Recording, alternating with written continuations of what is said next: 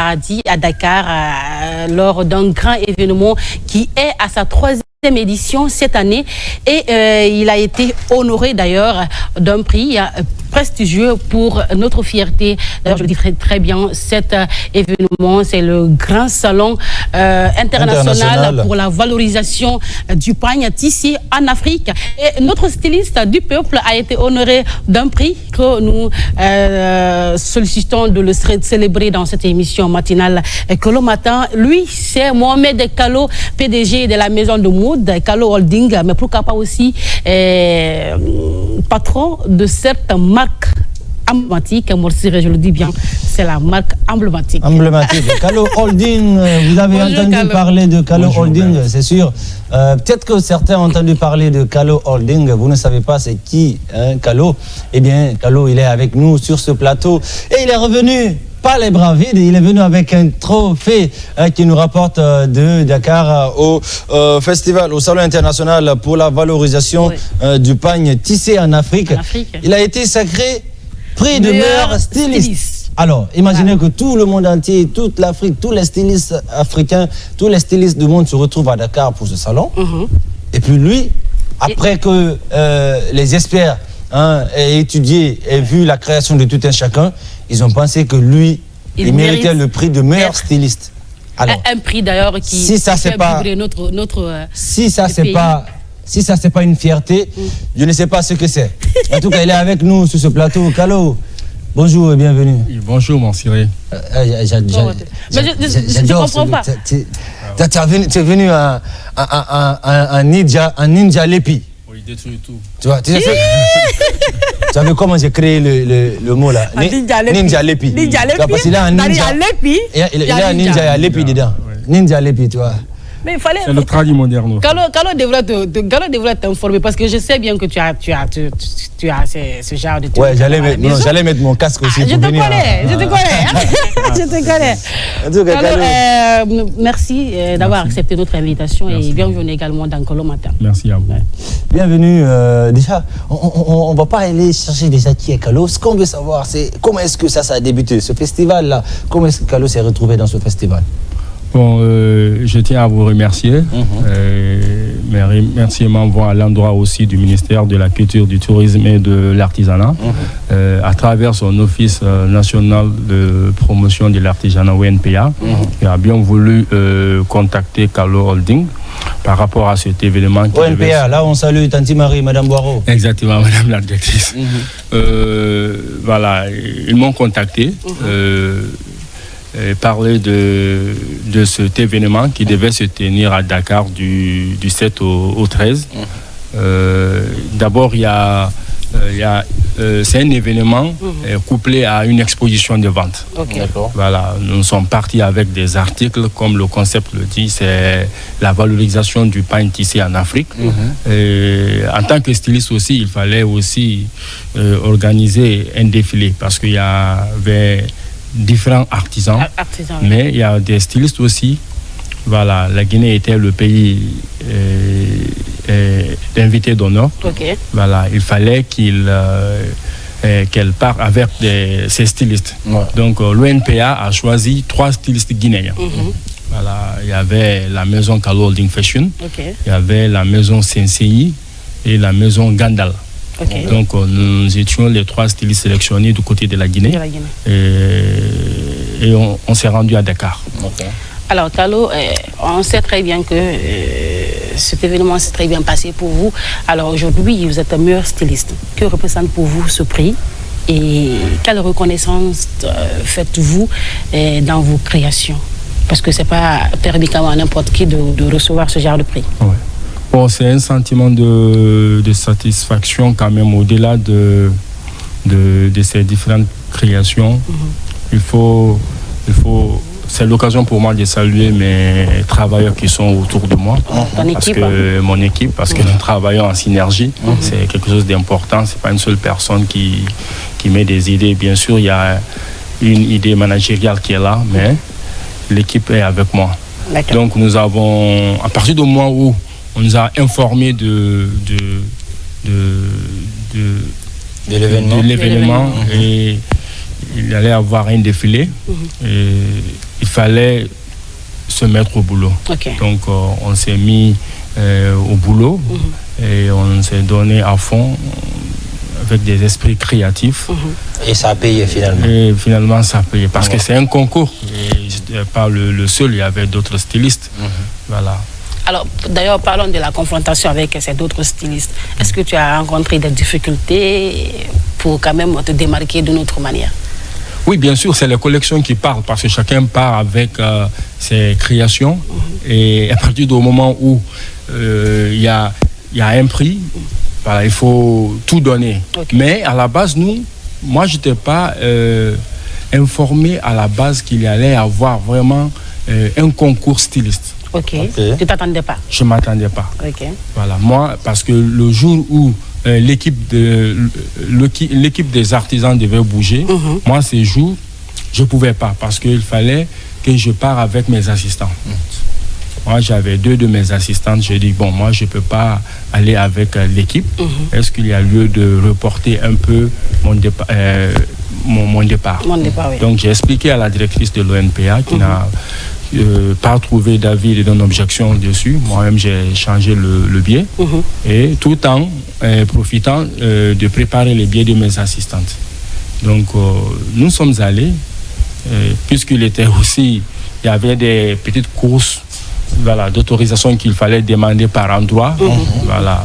Et après avoir calé tous ces programmes, donc j'ai pris mon vol avec mes assistantes, nous sommes partis. Mais c'est quand nous sommes arrivés sur le lieu, bon, il y a un confrère, Sensei, qui m'a fait savoir que, Kalo, on dirait qu'il y a un concours. Et quand on a dit ça, Kalo s'est rendu compte que... Je dis, bon, c'est bien, c'est bien, voilà, on va bien danser. Voilà, parce que moi, je suis parti prêt. Moi aussi, qu'on va bien danser. Très près. Voilà. Donc, le jour où on devait tenir l'événement, moi, je montais, je descendais avec mes valises. Parce que quand nous quittons le lieu de notre résidence, venir exposer, les autres, ils ont bien voulu garder leur tenue de défilé dans le lieu d'exposition. Mais moi, à chaque fois on vient, on dit bon, c'est demain le défilé, je monte avec mes valises. Il y a la directrice même qui s'est moquée de moi. Mais Kalo, attends, il y a quoi dans ta valise là? Parce que tu veux pas laisser, qu'est-ce qui se passe? J'ai dit ma valise là, je laisse pas derrière moi. Donc je monte avec, je descends avec mes assistants. Donc jusqu'à ce que vraiment le défilé a eu lieu. On voit bien on est en train de voir quelques créations de Kalo Holding. Oui, et c'est le je revois mon pote qui est à côté, Mohamed Polex. Oui. Il est à Dakar. Polex, pour la petite histoire, Polex, quand il est venu, il était venu dans l'optique de regarder le défilé. Voilà. Mais il est venu dans les coulisses. Il a vu l'engouement. Il a vu les créativités. Bon, il y avait une styliste aussi à Dakar. Après, ils sont revenus encore. Il dit, Kalo, est-ce qu'il y a une tenue extra que Polex peut porter? Parce qu'il était question, nous on avait déjà retenu 4 mannequins hommes et 4 mannequins filles. Vous voyez? J'ai dit bon, non. Les 4 mannequins hommes, je vais enlever un mannequin. J'ai dit Polex, je t'impose. Donc tu as misé sur Polex, quoi. Automatiquement, parce que c'était une opportunité pour moi de faire défiler Polex, quand même. Quand même, Polex, vu son talent et Polex, tout. Il a été top modèle ici en Guinée. Voilà. Il a été l'un des meilleurs mannequins en Guinée. Exactement. Il est allé à Dakar, il fait partie des meilleurs mannequins sénégalais aujourd'hui à Dakar. Donc l'avoir dans ton défilé. Quand il est venu, il a vu les créativités. J'ai dit bon, moi j'ai 4 mannequins déjà bouclés, mais bon, je supprime un. Je me suis imposé, j'ai dit Polex, toi tu restes. Donc c'est lui qui a ouvert le défilé. Polex qui est d'ailleurs acteur maintenant dans la série qui passe sur A+, je crois que c'est Promesse. C'est la série Promesse, une série sénégalaise là où il est l'un des acteurs. En tout cas, c'est une grande chose, on a vu. En tout cas, on est très content. On est très, de ce magnifique prix. On est très fiers. On est très fiers de ce prix. Voilà, le prix. Est-ce que tu avais décerné ce prix? Ou tu veux que je le décerne au grand patron du pays? Moi, je pense bien que je ne vais pas le dire. Ça vient. Ça vrai. Okay, alors, Kalo, moi, je voulais savoir, c'est une fierté pour toi de participer à cet événement. Qu'est-ce qui t'a motivé à valoriser le pain tissé africain? Bon, c'est à partir du moment où nos créations n'ont pas de limites. Quand on dit défilé, moi, c'est en tant que styliste, c'est ce que nous entendons. Voilà, ce que nous aimons entendre au fait, à tel événement, aller mettre en valeur nos différents talents, nos différentes créativités au fait. Donc, à partir du moment où il était question d'aller à Dakar, moi je me suis dit c'est un défilé, il va y avoir du public, il fallait mettre tout en œuvre pour sortir quelque chose de l'extraordinaire. Tu as toujours fait d'ailleurs. Exactement. Ok. Dans ce cas, alors, Kalo, on est chaque chose à son temps.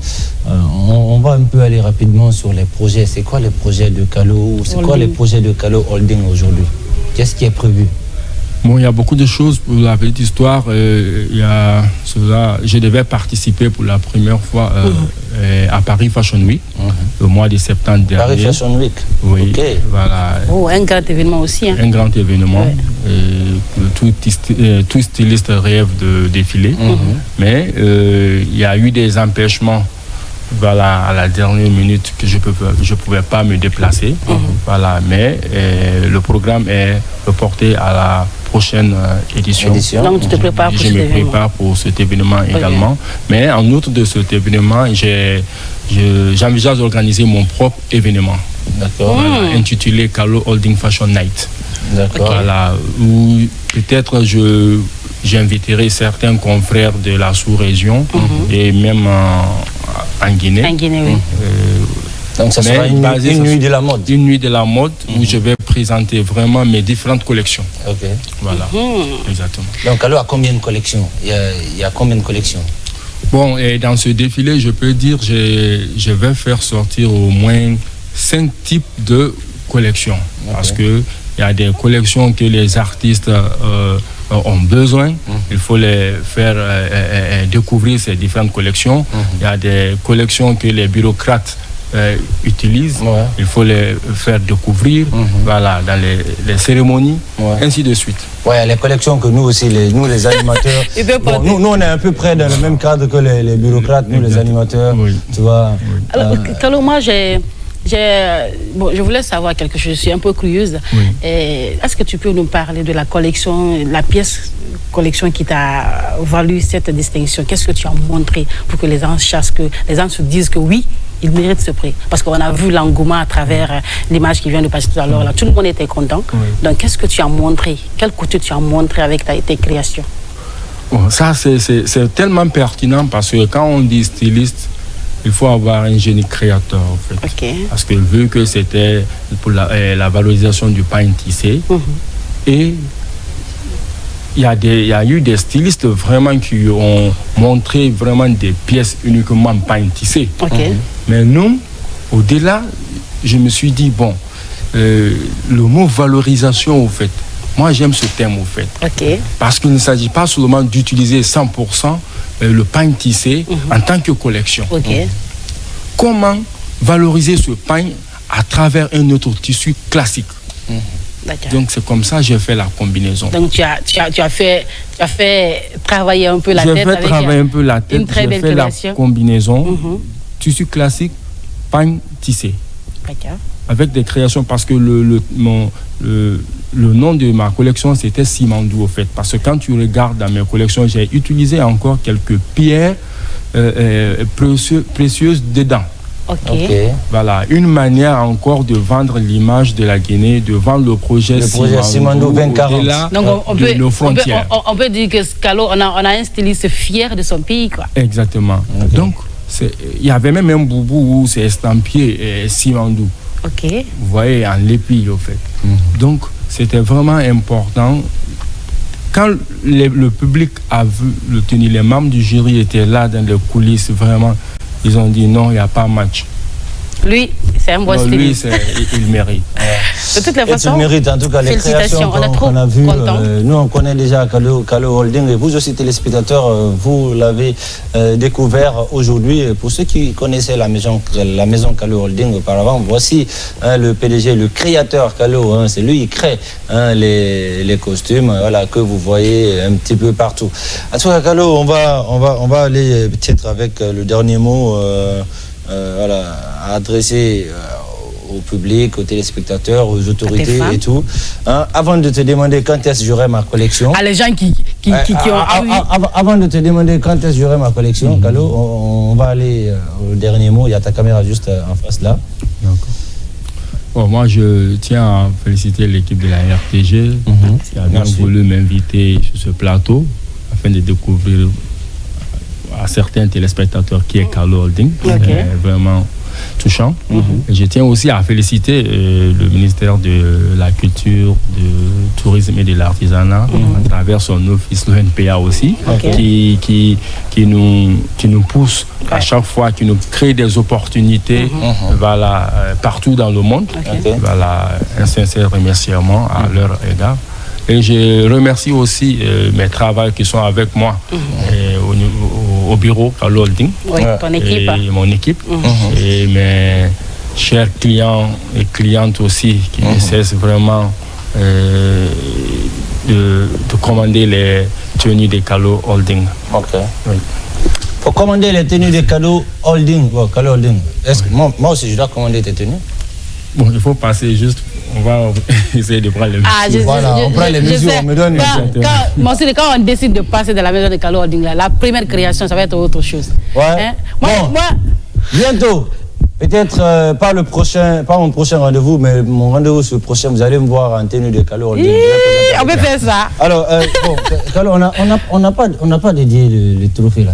Il dit que ça va venir. Est-ce que Kalo ne prépare pas un événement pour ce trophée là? Parce que jusqu'à présent, je n'ai pas... Je vais présenter d'abord au premier responsable. Le micro.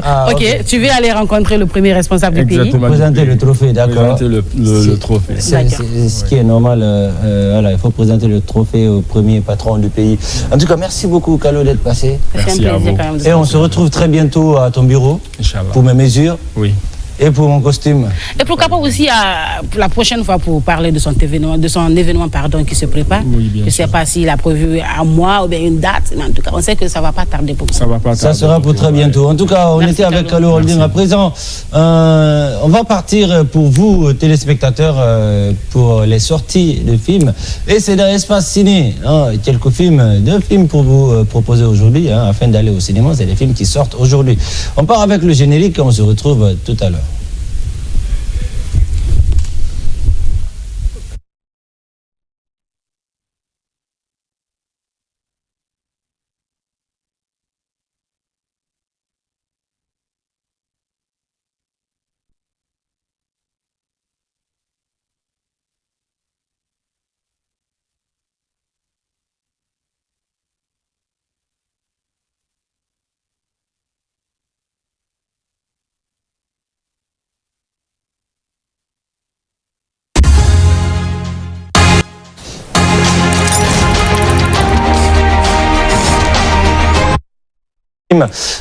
N'oubliez pas, pour vous téléspectateurs, dans moins de 20 minutes, vous aurez l'occasion d'interagir avec nous au téléphone. On a un thème très alléchant aujourd'hui. On va débattre polygamie, on va débattre infidélité aujourd'hui. Restez connectés à nous. Au bout de 20 minutes, vous aurez le thème qui va s'afficher en bas de votre petit écran et le numéro pour nous joindre. Le premier film qu'on vous propose aujourd'hui, ça s'appelle 37, l'ombre et la proie. Alors, c'est un thriller et un peu du drame.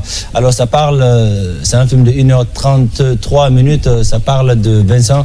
Vincent est un conducteur de gros engins, de camions, si tu veux. Alors, un jour, il va prendre une jeune fille au bord de la route, en route pour Paris. Voilà, il va décider d'envoyer la jeune fille. Sauf que la jeune fille n'est pas ce qu'elle paraît être. Tu vois, elle cache beaucoup de choses et elle tente de dissimuler ces choses à Vincent dans la voiture. Sauf que notre cher Vincent n'est pas aussi la personne qu'on croit voir